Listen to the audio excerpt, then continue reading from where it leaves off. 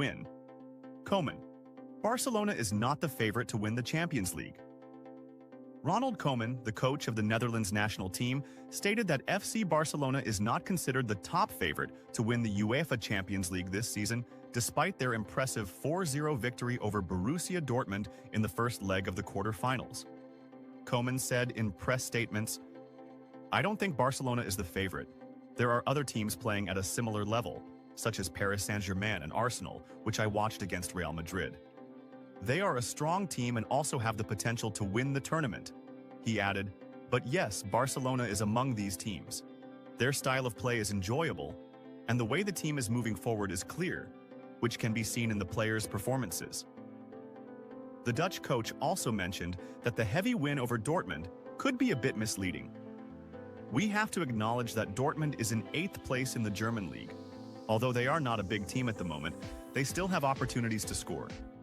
The 4-0 result could be deceptive, but it doesn't reduce the clarity of Barcelona's vision and progress." Koeman praised the development of the young players in the Catalan team, saying, "The young players now have 2 or 3 years of experience, and with a midfield that includes Frenkie de Jong, Pedri, Fermin, and Gavi, who I see as the heart of the team and is performing excellently, the team looks very cohesive." He continued, "Barcelona has strong defensive alternatives, and we must also highlight the role of coach Hansi Flick. I believe he is leading the team in the best possible way, and there is a clear positive atmosphere, with people happy about the style of play." Koeman concluded his remarks by confirming, "I see Barcelona in a very positive light, and they have a real chance to win important titles this season." In an astonishing gesture, unexpected comment from Simeone about Barcelona after their big win over Dortmund. When you talk about football, you're not just talking about goals and victories, but about moments that are immortalized, about messages sent without words, about a prestige created by actions, not words. And Barcelona, this season, they sent a resounding message, not only to their La Liga rivals, but to all of Europe, to anyone who dared to doubt their ability to rise again. I'm not just talking about a single match or a big win in the Champions League quarterfinals. I'm talking about a system that rose from the ashes, led by a man who doesn't smile much but turns calm into ticking time bombs. Hansi Flick. This name will be etched in Barcelona's memory for a long time, and perhaps in the history of the competition.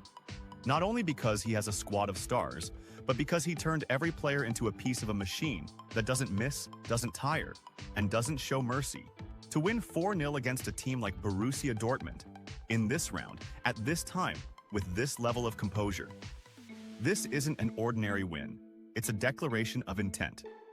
Barcelona is not just looking for a title. Barcelona wants glory. Glory that matches the size of the club, the size of the shirt, the size of the years during which their fans shed tears in front of the screens and in the stands. But do you know what's more dangerous than winning? Continuity. And Barcelona this season is unstoppable, like a flood, like a storm. 23 games since the start of the year, 19 wins, 4 draws, and no losses. These aren't just numbers, these are philosophy, mentality, organization, and mental toughness. This is a team that doesn't waver.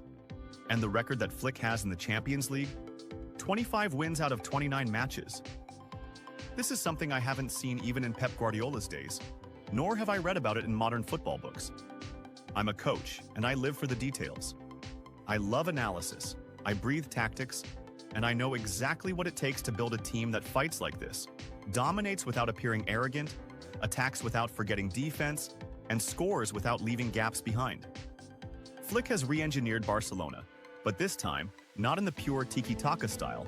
He's presenting a new Barcelona with a German identity, a Catalan heart, sharp as a sword. And I won't lie. There's something stirring inside me when I watch them. It's not envy, but that feeling that stings when you see your opponent soaring while you're still fighting on the ground. We are Atletico Madrid. We live to fight. We are born in the heart of suffering. And we love proving that we don't need grandeur to win. But when you see this performance, this harmony, this consistency, you start reviewing yourself, your plans, even your dreams. I'm not afraid of Barcelona. I've never been afraid of them, and I never will be.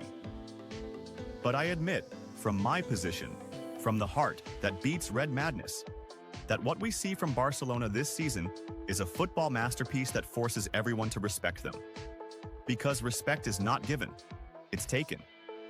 And Flick has taken it from everyone, without exception, even from us. From those who hate admitting it. But we can't lie to ourselves. I've faced great teams before, survived, fallen, and stood up again. I've faced Messi, Xavi, Piqué, Neymar, seen their burning eyes at Camp Nou, heard the roar of their fans, and felt their experience.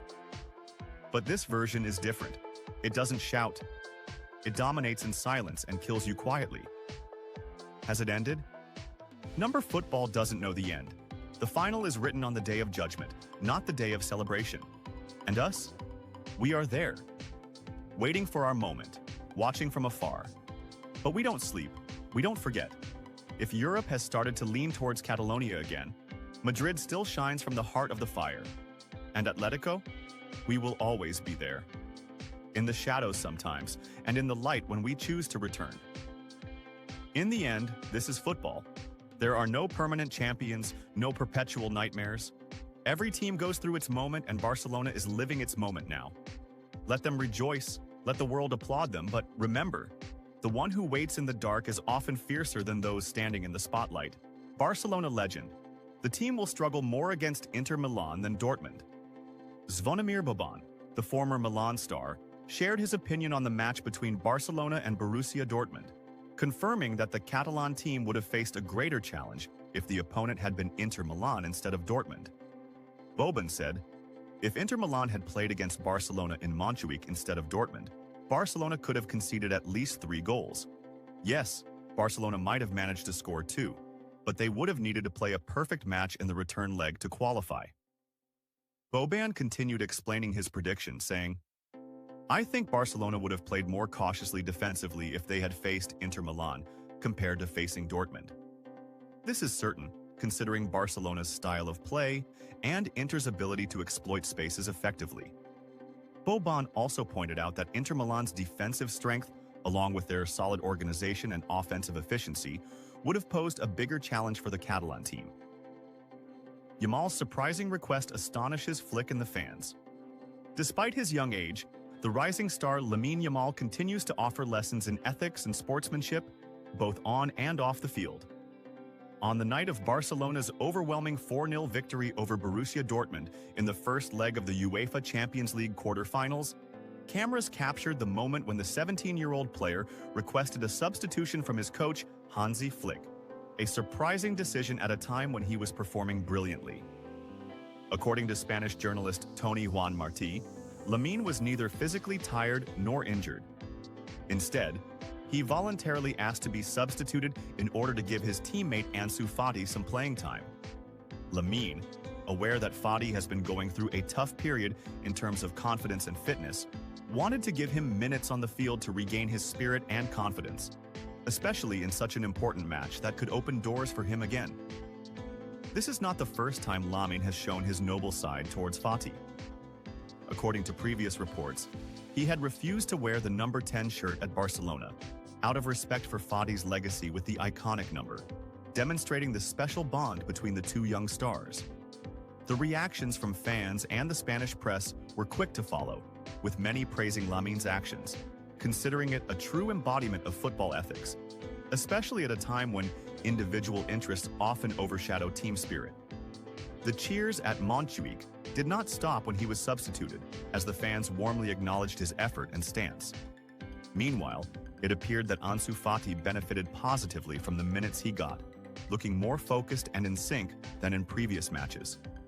Between Lamine Yamal, Ansu Fati, and the other stars of Barcelona's rising generation, it seems that the Catalan team not only possesses footballing talent, but also rare personalities capable of leading the sporting project with ethics and a promising team spirit.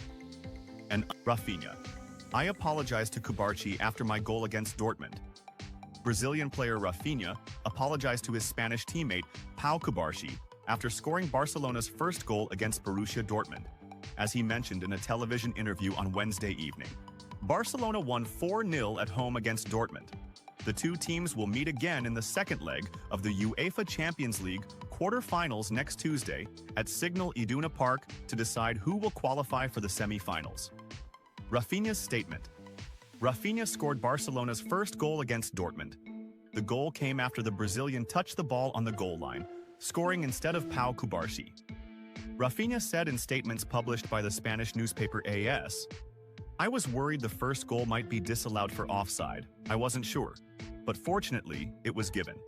He continued, "I told Cubarsí that I touched the ball before it crossed the goal line, and I apologized to him. He told me it was fine and considered it an assist. It was a quick moment, and I stretched my foot, afraid the ball might go too far." He added, "I love playing with players of very high quality. Yamal, Lewandowski, and I know each other well, and that's really important." He concluded, "There's still another game to play, and playing in front of Borussia Dortmund's fans is always tough. We achieved a good result, but we need to put in another strong performance next week." Rafinha is currently the top scorer in the UEFA Champions League with 12 goals,